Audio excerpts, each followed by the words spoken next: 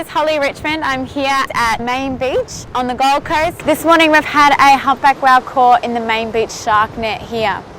Now this humpback whale was caught roughly about 7:30, 8 o'clock this morning we got notified, and it only has just been released now at about 12 o'clock. Looks like a fairly large adult whale. The conditions today are really rough. It's a little bit unusual to find such a large whale close to shore in these conditions. Usually we get mothers and calves or sub-adults that become entangled in the shark nets on really calm mornings. We had a SeaWorld crew out there and Fisheries and all the marine mammal release teams out there this morning trying desperately to release this whale as quick as they can. Unfortunately, due to the condition, severity of how wrapped this whale was, it took a large amount of hours to actually release this whale. So that's it here this morning. Thanks a lot, Pete. See you next time. Hi Pete, Rob McDonald from the Gold Coast Boating and Fisheries Patrol. We had a whale release today here at Main Beach on the Gold Coast. It all started about 8 o'clock this morning.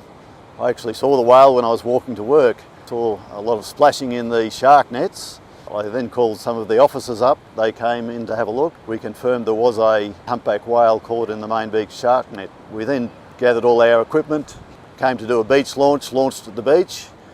Conditions were quite testing with a good 2 metre swell running and quite a bit of chop on the water. Some nasty gutters to navigate through, but we proceeded out to the whale with the 3 officers. We did the assessment and we found probably about a 7 metre humpback whale caught in one of the shark nets. It had only been caught for a short period and was very lively. Further assessment, we found that the whale had some of the mesh around its head, tightly wrapped around its tail area.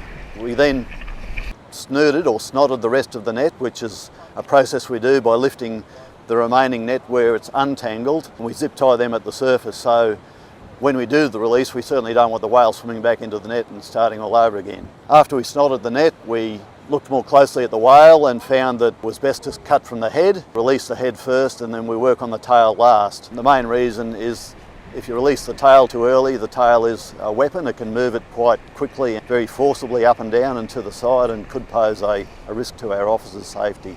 We had SeaWorld attend as well, so this was a combined release with the SeaWorld staff. We swapped crew on vessels. The whole procedure from go to woe took about 3 hours. The whale was released successfully. There was no mesh or netting left on the whale. What made it difficult was the rope around the whale's tail was actually the rope leading down to the anchor of the net, so there was a lot of tension on this rope and it actually held the tail of the whale under the water, which made it very difficult to get to that area to cut the rope. We had the shark contractor who looks after the nets attend, was able to lift the anchor up on a trip line and release the tension off that rope, and that made it a lot easier for us to cut the rope away. When the rope was cut away, the whale was completely free. It stayed in the area for about 5 minutes on the surface, I think just getting its bearings back, regaining its strength. There was very little damage or marks on the whale, which was a great thing. We monitored the whale and saw it swim off to the east quite happily. A good release.